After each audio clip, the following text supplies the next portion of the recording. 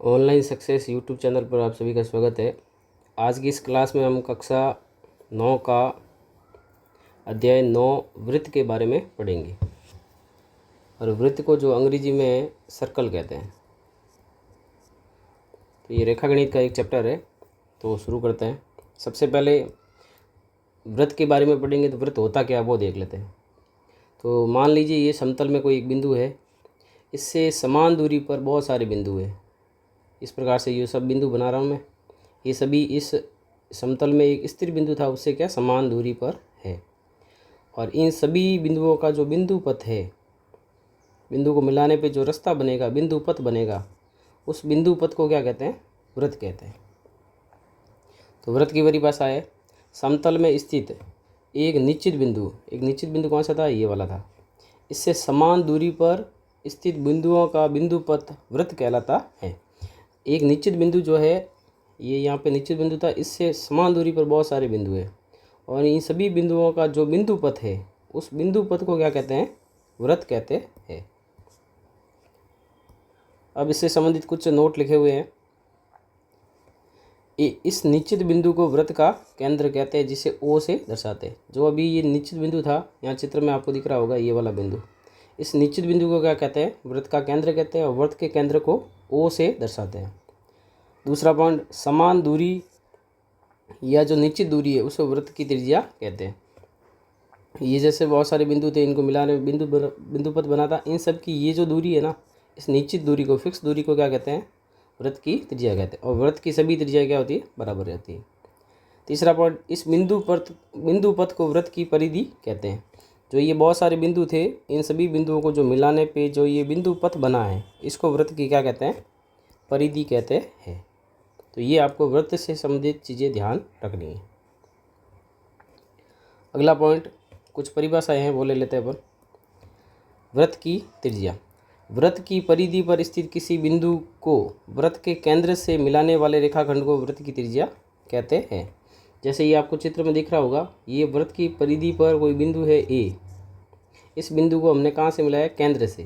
तो केंद्र से मिलाने पे जो ये ओ ए रेखाखंड है, इसको वृत्त की क्या कहते हैं? त्रिज्या कहते हैं। और त्रिज्या को जो है किससे दर्शाते हैं? स्मॉल आर से दर्शाते हैं। जैसे इसी प्रकार से एक बिंदु मैंने मान लिया, ये परिधि पर बिंदु बी है। इस बी बिंदु को केंद्र से मिलाने वाला जो रेखाखंड है ओ बी, इस ओ बी रेखाखंड को भी क्या कहते हैं? त्रिज्या कहते हैं। नोट लिखा हुआ है, वृत्त की सभी त्रिज्याएं लंबाई में बराबर होती है। वृत्त की जितनी भी त्रिज्याएं हैं, जैसे एक बिंदु और ले लेते हैं सी को ओ से मिलाने पे ये भी क्या है? त्रिज्या है। तो यहाँ पे त्रिज्या 3 हो गई, ओ ए, ओ बी और ओ सी। और सभी त्रिज्याएं लंबाई में क्या होती है? बराबर। ये 5 सेंटीमीटर है, तो ये भी कितनी होगी? 5 सेंटीमीटर होगी। और ये भी कितनी होगी? 5 सेंटीमीटर होगी। तो ये चीज़ें ध्यान रखनी है। वृत्त की जितनी भी त्रिज्याएं होती है, वो क्या होती है? बराबर। आगे हम सिद्ध करने वाले सवाल करेंगे, तो उसमें ये कॉन्सेप्ट काम आएगा। आगे परिभाषा है, वृत्त की जीवा, वृत्त की परिधि पर स्थित किन्हीं दो बिंदुओं को मिलाने वाले रेखाखंड को वृत्त की जीवा कहते हैं। अगर वृत्त की परिधि पर कोई भी दो बिंदु लेते हैं और उन बिंदुओं को मिलाने वाला जो रेखाखंड होता है, उसको वृत्त की जीवा कहते हैं। जैसे यहाँ पे देखो, एक बिंदु मैंने ये लिया वृत्त की परिधि पर ए, और इधर मैंने लिया बिंदु बी। दोनों बिंदु वृत्त की परिधि पर है। इसको मिलाने वाला जो रेखाखंड है ए बी, इसको वृत्त की क्या कहते हैं? वृत्त की जीवा कहते हैं। नेक्स्ट परिभाषा है, वृत्त का व्यास, वृत्त की वह जीवा, मतलब व्यास भी एक वृत्त की जीवा है जो वृत्त के केंद्र से होकर गुजरती है, वृत्त का व्यास कहलाता है। तो व्यास की परिभाषा क्या होगी? वृत्त की वह जीवा जो वृत्त के केंद्र से होकर गुजरती है, उसे वृत्त का व्यास कहते हैं। जैसे देखिए, ये बिंदु मैं मान लेता हूँ सी, और इधर मैं बिंदु मान रहा हूँ डी, और ये वृत्त का क्या है? केंद्र है। तो ये सी डी जो है ना, ये वृत्त का क्या होगा? व्यास है। ये जीवा है कि नहीं है? क्योंकि दोनों बिंदु कहाँ पर है? परिधि पर है। तो ये जीवा तो है, और ये कहाँ से गुजर रही है? केंद्र से गुजर रही है। इसलिए इस जीवा का नाम क्या हो जाएगा? व्यास हो जाएगा। अगला पॉइंट है, नोट लगा के। पहला पॉइंट है, वृत्त की सबसे लंबी या सबसे बड़ी जीवा वृत्त का व्यास कहलाती है। तो वृत्त का व्यास जो है, अगर परीक्षा में 1 नंबर का सवाल आ सकता है कि वृत्त की सबसे बड़ी जीवा का नाम बताइए, तो वृत्त की सबसे बड़ी जीवा कौन है? वृत्त का व्यास है। दूसरा पॉइंट, वृत्त का जो व्यास होता है वो वृत्त की त्रिज्या का 2 गुना होता है, क्योंकि ये O से लेकर C तक क्या है, त्रिज्या है, और O से लेकर D तक क्या है, ये भी त्रिज्या है, और त्रिज्या सभी बराबर होती है। ये 2 सेंटीमीटर है तो ये भी कितना होगा, 2 सेंटीमीटर, और अगर पूरा CD पूछ ले तो कितना हो जाएगा, 4 सेंटीमीटर। तो ये इस त्रिज्या का क्या है, दुगुना है, 2 का दुगुना, 2 से 2 का गुना करेंगे कितना आएगा, 4 आएगा। तो आपको ध्यान रखना, वृत्त का जो व्यास है वो वृत्त की त्रिज्या का दुगुना होता है। तीसरा पॉइंट, व्यास का सूत्र। व्यास ज्ञात करने का सूत्र होता है 2 गुना त्रिज्या। अगर आपको त्रिज्या 7 सेंटीमीटर दी हुई है, त्रिज्या मान लीजिए कितनी है, 7 सेंटीमीटर, और अगर आपको व्यास पूछ लिया जाए तो आप कैसे ज्ञात करोगे, 2 गुना क्या करोगे, त्रिज्या, त्रिज्या का मान कितना है, 7, और 2 का 7 से गुना करेंगे कितना आएगा, 14 सेंटीमीटर। चौथा पॉइंट है, त्रिज्या जो है व्यास का आधा होती है। त्रिज्या व्यास का क्या होती है, आधा, मतलब त्रिज्या का सूत्र हो जाएगा व्यास बट्टा 2। इसको अपन ऐसे भी लिख सकते हैं, व्यास बट्टा 2। तो व्यास तो त्रिज्या का दुगुना होता है और त्रिज्या व्यास की आधी होती है। जैसे एक प्रश्न लेते हैं अपन, यदि व्यास जो है 14 सेंटीमीटर है तो त्रिज्या कितनी हो जाएगी, त्रिज्या का सूत्र हो जाएगा व्यास बट्टा 2, व्यास 14 बट्टा 2, तो कितना हो जाएगा, 7 सेंटीमीटर। तो इस प्रकार से व्यास और त्रिज्या के बीच में आपको संबंध ध्यान में रखना है। यदि आप इस चैनल पर पहली बार देख रहे हैं वीडियो तो चैनल को सब्सक्राइब जरूर करें और बेल आइकन पर क्लिक जरूर करें। अगला पॉइंट है अर्धवृत्त। वृत्त का जो व्यास है वो वृत्त को 2 बराबर भागों में बांटता है। प्रत्येक भाग जो है अर्धवृत्त कहलाता है। जैसे देखिए, ये आपको वृत्त का केंद्र दिख रहा होगा, ये वृत्त का क्या बना रहा हूँ मैं, व्यास बना रहा हूँ। ये मान लीजिए AB व्यास है, तो इसने वृत्त को 2 बराबर भागों में बांट लिया। देखो, एक तो ये ऊपर वाला भाग और एक ये नीचे वाला भाग, तो ये दोनों भाग क्या कहलाते हैं, अर्धवृत्त कहलाते हैं। तो वृत्त का व्यास जो है वृत्त को कितने भागों में बांटता है, 2 बराबर भागों में बांटता है, और प्रत्येक भाग क्या कहलाता है, अर्धवृत्त कहलाता है। अगला कॉन्सेप्ट है वृत्त का चाप। चाप क्या होता है, वृत्त का एक सतत भाग, जो वृत्त की जो ये परिधि है ना पूरा,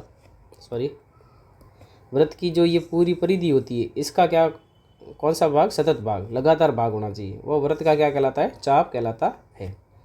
जैसे इस चित्र में मान लो मैं यहाँ P लिखता हूँ और यहाँ क्या लिखता हूँ, Q, तो ये यहाँ से लेकर यहाँ तक जो दूरी है ना, ये वृत्त का क्या कहलाता है, चाप कहलाता है। तो इसको कहते हैं चाप PQ, चाप PQ, और इसको संकेत रूप में ऐसे लिखते हैं PQ, और इसके ऊपर ऐसे ये चाप का निशान बनाते हैं। तो चाप PQ को PQ के ऊपर ऐसे लाइन से व्यक्त करते हैं। और चाप 2 प्रकार के होते हैं, एक तो होता है लघु चाप और एक होता है दीर्घ चाप। अब इस डायग्राम में ये यहाँ से लेकर यहाँ तक है ना, ये तो लघु चाप है, और इसके जो ऊपर वाला भाग है ये वाला, यहाँ से यहाँ तक, ये क्या है, दीर्घ चाप है। ठीक है, तो PQ जो है ये तो है लघु चाप, और अगर अपन नाम दे दे QP, Q से P मतलब ये वाला भाग, इसको क्या बोलेंगे, दीर्घ चाप बोलेंगे। तो ये चाप का कॉन्सेप्ट है। चाप का भी ध्यान रखना, कौन सा चाप कहाँ पे बना हुआ है। अगला पॉइंट है चाप का डिग्री माप। चाप कोण कैसे बनाता है, चाप का डिग्री माप। चाप PQ जो चाप है इसके ऊपर आपको ऐसे ये वक्र बनाना है इसमें। तो PQ द्वारा केंद्र, वृत्त के केंद्र पर अंतरित कोण POQ के माप को, जो ये चाप है ये वृत्त के केंद्र पर जो कोण बनाएगा, अंतरित कोण का मतलब कोण बनाना,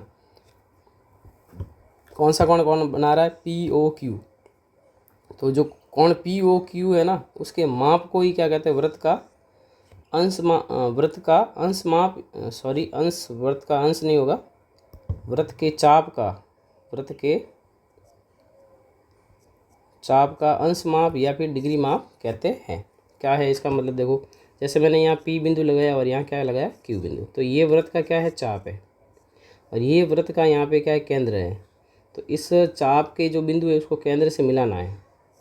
केंद्र पे जो मिलाने पे ये जो कोण बना है, कोण का नाम है POQ, P फिर O फिर Q, ये जो कोण अंतरित हुआ है इस कोण को क्या कहते हैं, चाप का डिग्री माप कहते हैं। तो ये चीज़ें आपको ध्यान में रखनी है। अब कुछ नोट लगाए हुए, नोट वेरी इंपॉर्टेंट है, यहाँ से छोटे छोटे क्वेश्चन बनते हैं।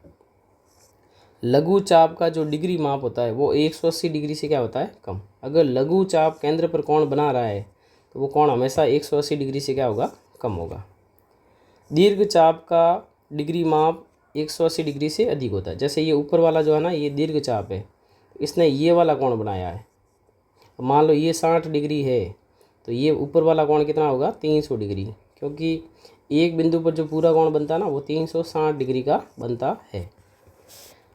तो जो दीर्घ चाप का जो कोण, दीर्घ चाप का जो डिग्री चाप, दीर्घ चाप का डिग्री माप, सॉरी यहाँ चाप लिख दिया, यहाँ माप आएगा, जो है वो 180 डिग्री से क्या होता है, अधिक होता है। थर्ड पॉइंट है अर्धवृत्त का डिग्री माप 180 डिग्री के बराबर होता है। जैसे ये वृत्त है, ये व्यास बना दिया, तो ये नीचे वाला भाग क्या है, ये अर्धवृत्त है।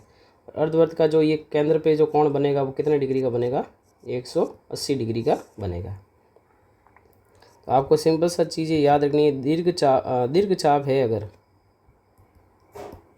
लघु चाप है तो जो डिग्री माप होगा वो तो 180 डिग्री से क्या होगा, कम होगा, ठीक है। और अगर दीर्घ चाप है, दीर्घ चाप जो है वो 180 डिग्री से कोण अधिक बनाएगा। कहाँ पे, केंद्र पे, जिसको डिग्री माप बोलते हैं। और अर्धवर्त अगर बना रहा है तो अर्धवर्त का जो डिग्री माप है वो 180 डिग्री के क्या होगा, बराबर होगा। तो ये तीन चीज़ें आपको ध्यान रखनी है। यहाँ से छोटे छोटे क्वेश्चन MCQ में या फिर खाली जगह में बन सकते हैं, ठीक है। तो लघु चाप का डिग्री माप 180 डिग्री से कम होता है। दीर्घ चाप का डिग्री माप 180 डिग्री से, डिग्री माप जो है, डिग्री माप 180 डिग्री से अधिक होता है। और अर्धवर्त का डिग्री माप 180 डिग्री के बराबर होता है। अब है नेक्स्ट टॉपिक अपना, जीवा द्वारा एक बिंदु पर अंतरित कोण। जीवा जो है किसी बिंदु पर कोण कैसे बना रही है। पहला पॉइंट, जीवा PQ द्वारा केंद्र O पर अंतरित कोण। तो इस डायग्राम में आपको दिख रहा होगा, ये PQ जो है ये जीवा है और ये कोण कहाँ पे बना रही है, केंद्र O पर। तो O केंद्र पर कोण कैसे बनाएगी, जो जीवा है ना इसके बिंदु P को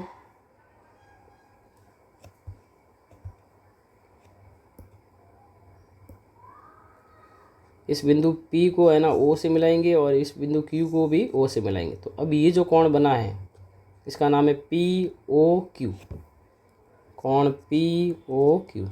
ये जीवा द्वारा केंद्र पर अंतरित कोण है, ठीक है। कोई भी जीवा है, मान लीजिए ये वापस वर्त है और ये जो है AB है। अब आपसे पूछ ले इसने केंद्र पे कौन सा कोण बनाया, तो इसका O केंद्र हो जाएगा। इसको अपन A से और B से मिला देंगे। तो ये है जो कोण AOB, ये किसने बनाया, जीवा ने। कहाँ पे बनाया, केंद्र पे। तो छोटी छोटी बातें ध्यान रखनी, जो सिद्ध वाले सवाल है ना उसमें बहुत ज़्यादा काम आएगी। अगला पॉइंट है, जीवा PQ द्वारा दीर्घ चाप जिसका नाम है PQ के बिंदु R पर, बिंदु जो R है उस पर अंतरित कोण कौन सा है। तो ये आपको दिख रहा होगा P और ये है Q, PQ, ठीक है। और ये दीर्घ चाप, देखो नीचे वाला भाग है ना ये तो है लघु चाप और जो ये ऊपर वाला भाग है ये दीर्घ चाप। और दीर्घ चाप का कौन सा बिंदु लिया है, R। तो इस P को R से मिलाएंगे और इस Q को भी R से मिलाएंगे। तो ये जो कोण बना है यहाँ पे इसका नाम है कोण PRQ। ये जो है जीवा PQ द्वारा दीर्घ चाप के बिंदु R पर अंतरित कोण है। तो इसका नाम हो जाएगा PRQ। तो कौन सा कोण कैसे बन रहा है वो आपको ध्यान रखना है कि आसान है, जहाँ पे बन रहा है उसको उस बिंदुओं से मिला दो।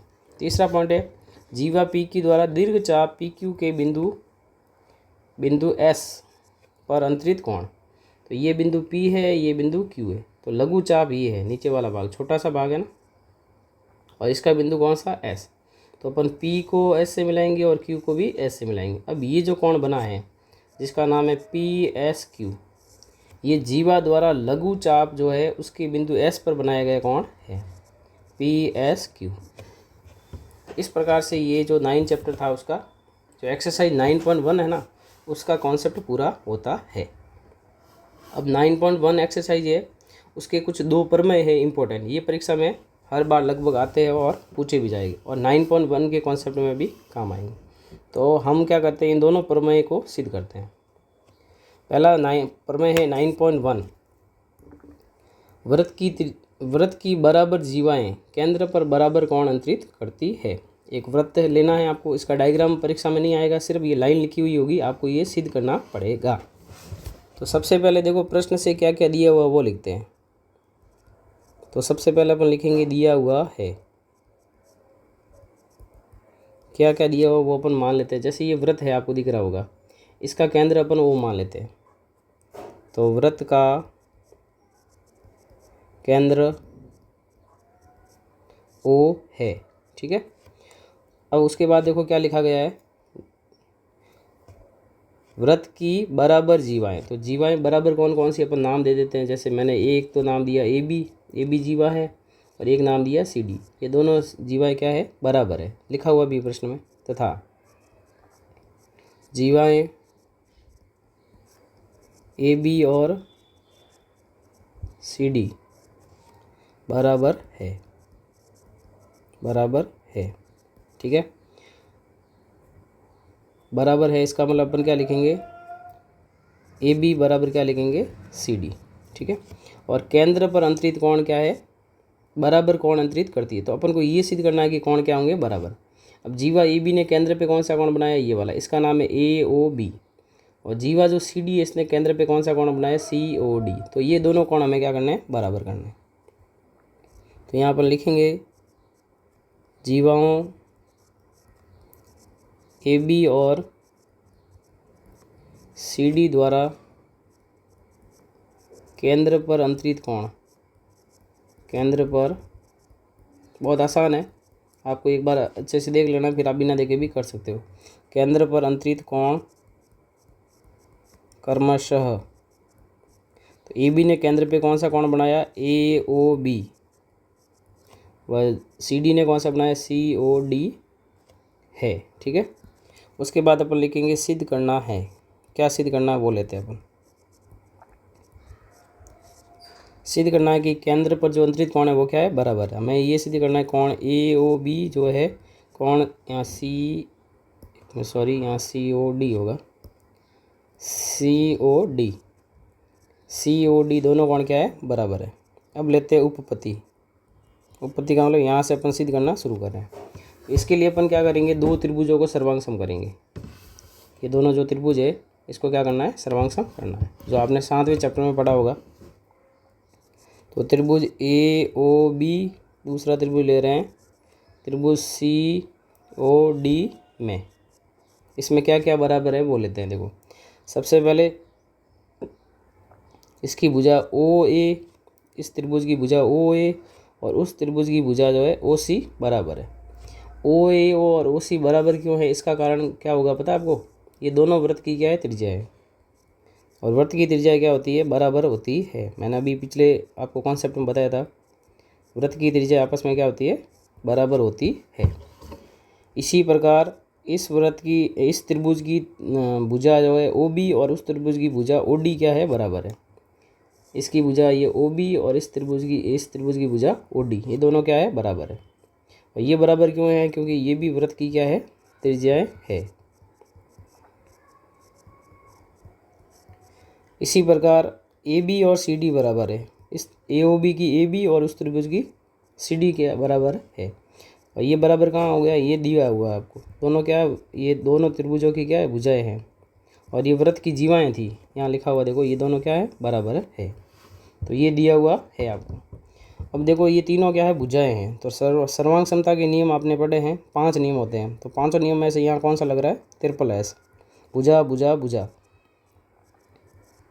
तो भुजा भुजा भुजा सर्वांग समता नियम से दोनों त्रिभुज क्या हो गए, सर्वांग सम हो गए नियम से।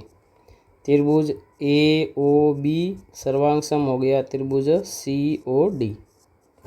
और अगर दो त्रिभुज सर्वांग सम होते हैं तो उनकी संगत भुजाएं और संगत कोण क्या होते हैं, बराबर। तो इस त्रिभुज का कोण ये ए ओ बी और इस त्रिभुज का कोण सी ओ डी क्या हो जाएगा, बराबर हो जाएगा, ठीक है। और यहाँ हम लिखेंगे सर्वांग सम त्रिभुजों की, सर्वांग सम त्रिभुजों के संगत कोण बराबर होते हैं।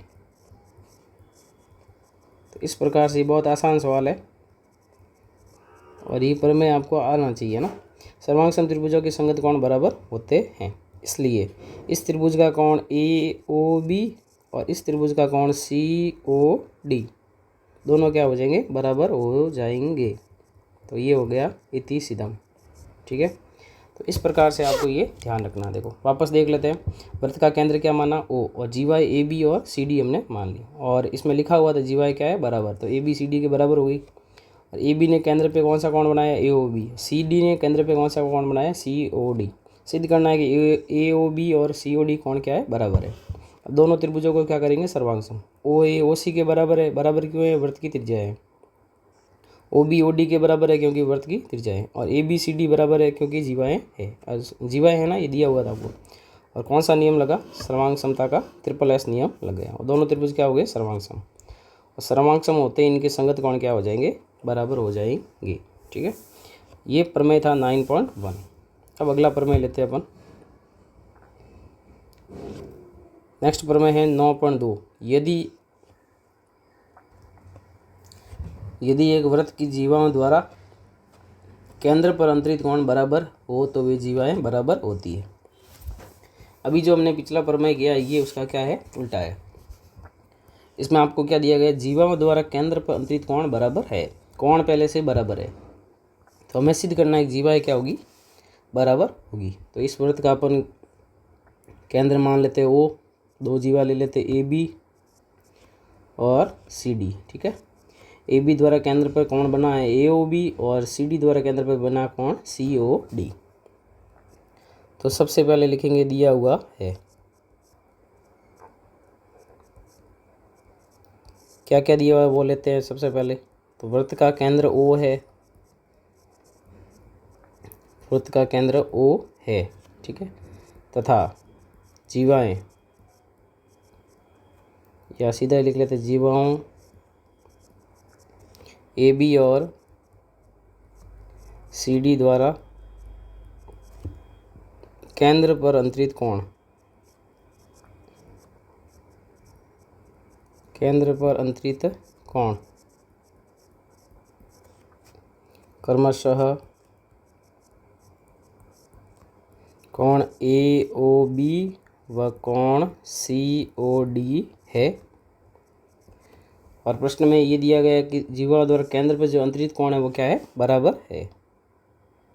तो अपन लिख लेंगे कोण AOB जो है ये कोण COD के बराबर है, ये हमें दिया हुआ है, पिछले प्रमेय में हमने सिद्ध किया था। उसके बाद सेकंड पॉइंट लिखेंगे सिद्ध करना है, क्या सिद्ध करना है वो देखते हैं अपन। तो सिद्ध क्या करना है, सिद्ध ये करना है कि जीवाएँ क्या होगी, बराबर होगी। तो AB जीवा और CD जीवा क्या लानी है, हमें बराबर लानी है। अब अपन लेंगे उपपत्ति, तो वही काम करना जो पिछले प्रमेय में हमने किया, दोनों त्रिभुजों को अपन सर्वांग सम करेंगे। तो अपन त्रिभुज ले रहे हैं AOB और त्रिभुज ले रहे हैं COD में। देखो सबसे पहले क्या है, इस त्रिभुज की भुजा OA और इस त्रिभुज की भुजा OC क्या है, बराबर है। OA और OC बराबर है, क्यों है, इसका कारण है वृत्त की त्रिज्या है। तो ये आपको पता होना चाहिए, त्रिज्या सभी लंबाई में क्या होती है, बराबर होती है। इसके अलावा इस त्रिभुज का कोण AOB और इस त्रिभुज का कोण COD ये क्या है, बराबर है। ये कहाँ से आया था, ये आपको दिया है, दिया हुआ है, यहाँ हमने लिखा था। उसके बाद में इस त्रिभुज की भुजा जो है OB और उस त्रिभुज की भुजा OD, OB ये भुजा और OD ये भुजा दोनों क्या है, बराबर है। और ये बराबर होने का कारण क्या है, ये वृत्त की त्रिज्याएँ हैं, वृत्त की त्रिज्याएँ हैं। और अब देखो कौन सा नियम लगा, भुजा कोण भुजा, भुजा कोण भुजा नियम से, सर्वांग समता नियम से, सर्वांग समता नियम से दोनों त्रिभुज हो गए सर्वांग सम। कौन कौन से त्रिभुज सर्वांग सम हो गए, त्रिभुज AOB सर्वांग सम हो गया त्रिभुज COD के। और हम जानते हैं कि सर्वांग सम त्रिभुजों के संगत कोण और भुजाएं क्या होती है, बराबर होती है। तो सर्वांग सम त्रिभुजों के या सर्वांग सम त्रिभुजों की अपन को भुजा की जरूरत है। सर्वांग सम त्रिभुजों की संगत भुजाएं बराबर होती है। सर्वांग समत्रिभुजों की संगत भुजाएं क्या होती है? बराबर होती है। तो ए ओ बी त्रिभुज की कौन सी भुजा बाकी रही? ए बी, और इसकी कौन सी रही? C D. तो ए बी भुजा और सी डी भुजा क्या हो गई? बराबर हो गई। इसलिए ए बी किसके बराबर हो गई? सी डी के। और ये ए बी और सी डी वृत्त के लिए क्या थी? जीवाएँ थी, और इन जीवाओं को हमें बराबर सिद्ध करना था। तो इस प्रकार से ये प्रमेय भी सिद्ध हो गया। ये थोड़ा सा उसका उल्टा है, उसमें ट्रिपल एस नियम लगा था, और इसमें कौन सा लगा? S A S. वही त्रिज्याएँ बराबर है, और इसमें कोण बराबर है, बीच में कोण आ जाएगा। ठीक है। और सर्वांग समत्रिभुजों की संगत भुजाएं क्या होती है? बराबर होती है। तो ये दो प्रमेय थे, 9.1 और 9.2। अब अपन एक्सरसाइज शुरू करते हैं 9.1। प्रश्नावली 9.1 है। इसका पहला सवाल है, याद कीजिए कि दो वृत्त सर्वांगसम होते हैं यदि उनकी त्रिज्याएं बराबर हो। ये 7वें चैप्टर में पढ़ा है आपने कि यदि दो वृत्त क्या होते हैं? सर्वांगसम होते हैं, तो उनकी त्रिज्या क्या होती है? बराबर होती है। अब हमें सिद्ध करना है कि सिद्ध कीजिए कि सर्वांगसम वृत्तों की बराबर जीवाएं उनके केंद्रों पर बराबर कोण अंतरित करती है। मतलब दो वृत्त लेने सर्वांगसम, उनकी जीवाएं क्या है? बराबर, और हमें सिद्ध करना है कि केंद्रों पर अंतरित कोण क्या होंगे? बराबर कोण अंतरित करती है। तो इसको अपन सिद्ध करते हैं। अगर वो प्रमेय दो आपको समझ में आ गए तो ये भी समझ में आ जाएंगे।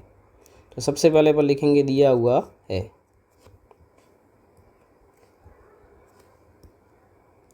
दिया हुआ है। देखो दिया हुआ क्या है? जो प्रश्न में लिखा है वही अपन को लेना है। देखो दो वृत्त लेने हैं आपको। ये दो वृत्त लिए हुए, इनके केंद्र अपन मान लेते हैं। इसका केंद्र O1 मान लेते हैं और इसका केंद्र O2 मान लेते हैं। तो यहाँ लिखेंगे दो सर्वांगसम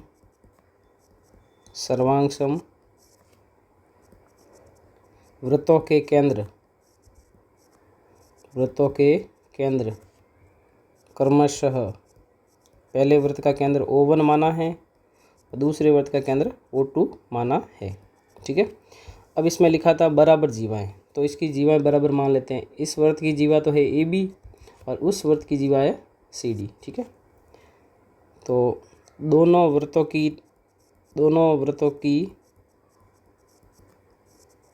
जीवाएं, दोनों वृत्तों की बराबर जीवाएं। प्रश्न में लिखा हुआ जीवाएं क्या है? बराबर है। बराबर जीवाएं क्रमशः AB व CD है। ठीक है। अब ये बराबर है तो अपन इसको बराबर लिख लेते हैं। AB किसके बराबर है? CD के बराबर है। ये हमारे नेक्स्ट स्टेप में काम आएंगे। अब हमें सिद्ध करना था कि इन जीवाओं द्वारा केंद्र पर अंतरित कोण क्या होंगे? बराबर होंगे। तो केंद्र पे कौन से कोण बना रहे? इसके लिए अपन को क्या करना पड़ेगा? A को O1 से मिलाएंगे, B को भी O1 से मिलाएंगे। तो इसने केंद्र पे कौन सा कोण बनाया? AO1B। इसी प्रकार C को O2 से मिलाएंगे और D को भी O2 से मिलाएंगे। तो इस CD ने केंद्र पे कोण बनाया? CO2D। ठीक है। तो ये दोनों कोण हमें क्या करना है? बराबर लाने हैं। ठीक है। तो यहाँ लिखेंगे सिद्ध करना है। क्या सिद्ध करना है वो लेते हैं अपन। सिद्ध करना है, सिद्ध ये करना है कि जीवाओं द्वारा केंद्र पर अंतरित कोण क्या है? बराबर है। तो कोण AO1B बराबर कोण CO2D, ये हमें क्या करना है? बराबर करने हैं। अब लेते हैं अपन उपपत्ति। तो इसके लिए हम क्या करेंगे? जो 9.1 प्रमेय में किया था वो करना है। दोनों त्रिभुज लेंगे अपन। त्रिभुज AO1B व त्रिभुज CO2D में दोनों त्रिभुज ले लिए हमने। ठीक है। इन दोनों त्रिभुजों में क्या क्या बराबर है वो अपन देखते हैं। कोण तो हमें बराबर करना है। तो इस त्रिभुज की भुजा AO1 और उस त्रिभुज की भुजा जो है CO2 ये बराबर है। अब ये बराबर क्यों है? क्योंकि ये सर्वांगसम वृत्तों की त्रिज्या है। सर्वांगसम वृत्तों की त्रिज्या है। वृत्त दो है अलग अलग, पर दोनों वृत्त क्या है? सर्वांगसम है। और सर्वांगसम वृत्तों की त्रिज्याएं क्या होती है? बराबर होती है। प्रश्न में भी लिखा होता है इनकी त्रिज्या क्या होती है? बराबर होती है। इसके अलावा इस त्रिभुज की ये AO1 और इसकी CO2 बराबर है। इस त्रिभुज की BO1 और उस त्रिभुज की DO2 ये भी क्या है? बराबर है। BO1 और DO2 ये बराबर है। ये बराबर क्यों है? क्योंकि ये भी सर्वांगसम त्रिभुजों की क्या है? त्रिज्याएं हैं। सर्वांग सम वृत्तों की ये त्रिज्याएं हैं। इसी प्रकार इस त्रिभुज की भुजा ए बी और उस त्रिभुज की भुजा सी डी बराबर है। ए बी जो है वो सी डी के बराबर है। ये कहाँ से लाए? ये वृत्तों की क्या है? बराबर लंबाई की जीवाएं हैं। प्रश्न में दिया हुआ था दोनों वृत्तों की जो जीवाएं हैं वो क्या है? बराबर है। ये कहाँ से लाए अपन? ये दिया हुआ है। तो आप देखेंगे तो ये तीनों क्या है? भुजाएं हैं। तो इसमें लग गया सर्वांग समता का नियम SSS। भुजा भुजा भुजा सर्वांग समता नियम से। तो त्रिभुज AO1B सर्वांग सम हो गया त्रिभुज CO2D। और दो त्रिभुज अगर सर्वांग सम हो गए तो उनकी संगत भुजाएं और संगत कोण क्या होते हैं? बराबर होते हैं। हमें तो कोण बराबर लाना है, तो यहाँ लिखेंगे अपन सर्वांग सम त्रिभुजों की या त्रिभुजों के संगत कोण बराबर होते हैं। ये पूरी लाइन लिखने की बजाय आप ये भी लिख सकते हो by CPCT। By CPCT। CPCT का मतलब होता है congruence part, corresponding parts of congruent triangle are equal. मतलब जो सर्वांग सम त्रिभुज होते हैं उनके संगत भाग क्या होते हैं? बराबर। संगत भाग में कोण और भुजा दोनों आ जाती है। अब संगत कोण बराबर होते हैं, इसका मतलब कोण AO1 इस त्रिभुज का कोण और उस त्रिभुज का कोण हो जाएगा CO2D, दोनों क्या हो जाएंगे? बराबर। और यही हमें लाना था कि जो सर्वांग सम जो वृत्त है उनकी बराबर जीवाएं केंद्र पर बराबर कोण बनाती है। तो ये प्रमेय 9.1 जैसा ही है, बस वृत्त दो अलग अलग है और दोनों वृत्त सर्वांग सम है। और सर्वांग सम है तो इनकी त्रिज्याएं आपस में क्या होगी? बराबर होगी। तो सेम कॉन्सेप्ट लगाना है जो 9.1 प्रमेय में लगाया था। अब 9.1 का एक अंतिम क्वेश्चन है, दूसरा क्वेश्चन, फिर ये 9.1 एक्सरसाइज पूरी हो जाएगी और अपन नेक्स्ट वीडियो में 9.2 को करेंगे। ठीक है। तो यहाँ लिखा हुआ है सिद्ध कीजिए कि यदि सर्वांग सम वृत्तों की जीवाएं, दो वृत्त सर्वांग सम है, उनकी जीवाएं केंद्रों पर बराबर कोण अंतरित करे तो जीवाएं क्या होती? बराबर होती है। तो पिछला जो सवाल था उसका ये क्या है? विपरीत है। विपरीत कैसे? देखो, सर्वांग सम वृत्त दिए हुए, उनकी जीवाएं केंद्र पर बराबर कोण बनाती है, तो आपको सिद्ध करना है कि जीवाएं क्या होगी? बराबर होगी। तो दो वृत्त ले लेते हैं, इसका केंद्र O1 है, इसका केंद्र O2 है। ये जीवा AB है और इस त्रिभुज इस वृत्त की जीवा CD है। ये केंद्र से मिलाने पे केंद्र पे कोण बनाया इसने AO1B, इसको केंद्र से मिलाने में इसने कोण बनाया CO2D। अब ये कोण हमें बराबर दिए हुए और हमको सिद्ध करना है कि जीवाएं क्या है? बराबर है। तो सबसे पहले अपन लिखते हैं दिया हुआ है। पिछले सवाल जैसा ही है, बस थोड़ा सा चेंज है। इसमें कोण बराबर दिए हुए, जीवा बराबर लानी है। तो यहाँ लिखेंगे सर्वांग सम वृत्तों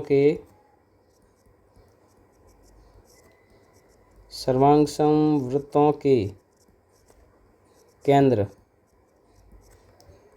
क्रमशः O1 व O2 है। ठीक है।